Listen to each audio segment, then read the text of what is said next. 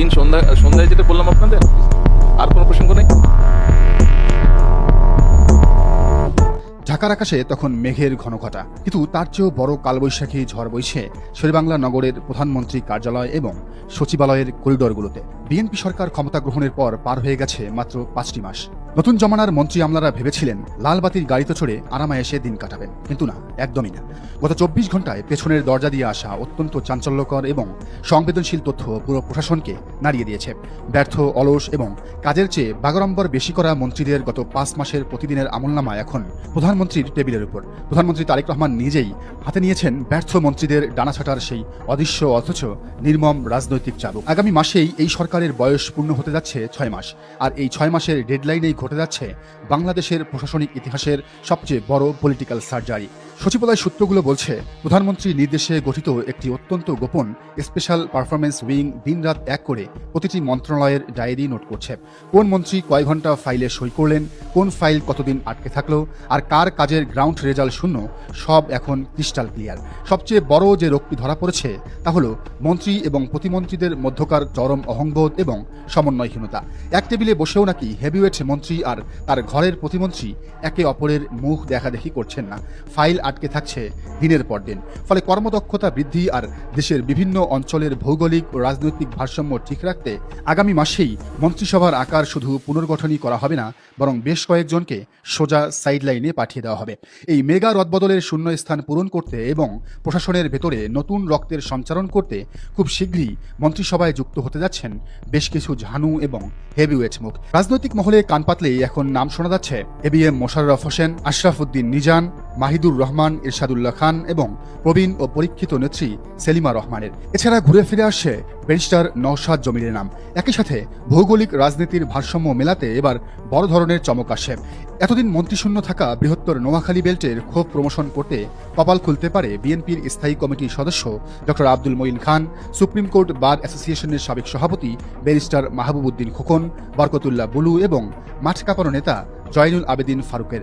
এছাড়া কৌশলগত কারণে নারায়ণগঞ্জ এবং নরসিংদী থেকে দুজন তরুণ এমপি এবং নেত্রকোনা ও বৃহত্তর ময়মনসিংহ থেকে একজন প্রভাবশালী নারী এমপির নাম নিয়ে চুলচেরা বিশ্লেষণ চলছে। তবে আসল চমক থাকছে টেকনোক্র্যাট কোটায় যারা সরাসরি ভোটে না এসেও বুদ্ধিভিত্তিক চালে পুরো রাষ্ট্রযন্ত্রকে সিঙ্ক করতে পারেন।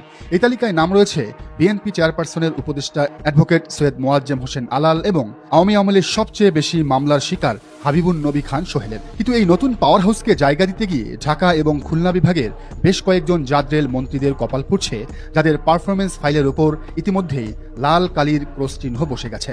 এবার আসা যাক বর্তমান জামানার সবচেয়ে বড় ওভারলোডেড ট্র্যাজেডিতে। দেশের একজন মাত্র মন্ত্রী, কিন্তু তার ঘাড়ের উপর চেপে বসে আছে তিনটি মেগা প্রজেক্ট সমৃদ্ধ পাহাড় সম মন্ত্রণালয়। কথা বলছি শেখ রবিউল আলমকে নিয়ে। একটু ঠান্ডা মাথায় ভেবে দেখুন, সড়ক পরিবহন ও সেতু মন্ত্রণালয়, রেলপথ মন্ত্রণালয় এবং নৌ পরিবহন মন্ত্রণালয়। দেশের পুরো যোগাযোগ এবং লজিস্টিক্স ব্যবস্থার চাবি একাই সামলাচ্ছেন তিনি।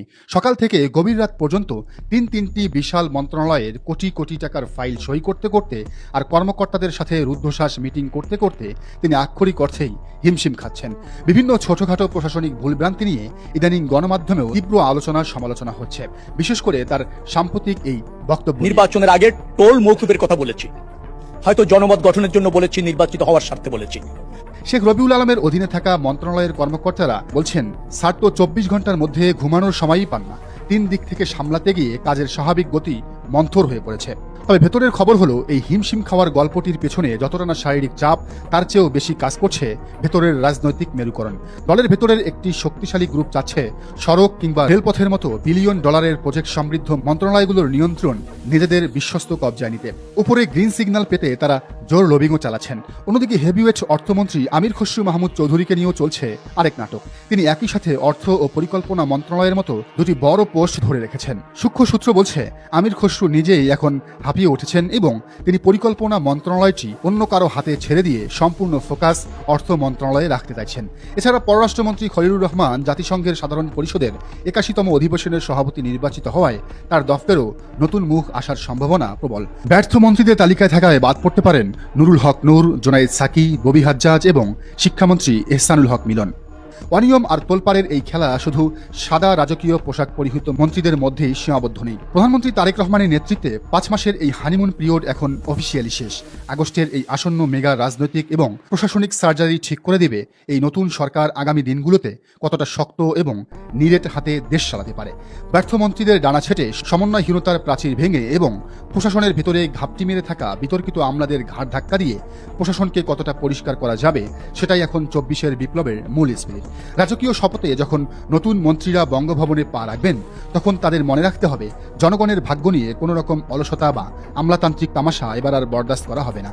খেলা মাত্র শুরু হলো। আগস্টের এই মেগা রাজনৈতিক সার্জারির চূড়ান্ত রূপ দেখার জন্য পুরো দেশ এখন অধীর আগ্রহে অপেক্ষা করছে।